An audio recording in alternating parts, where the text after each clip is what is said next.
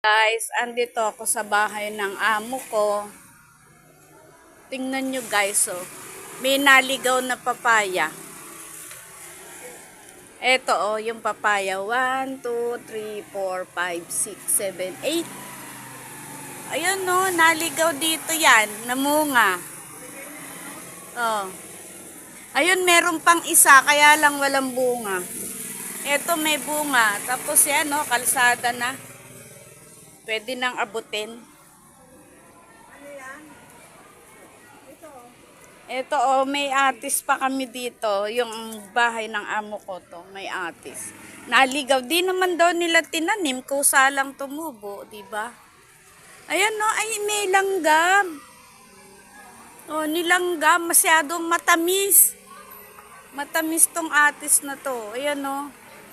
Yan, may bunga. Ayan pa. Ayun.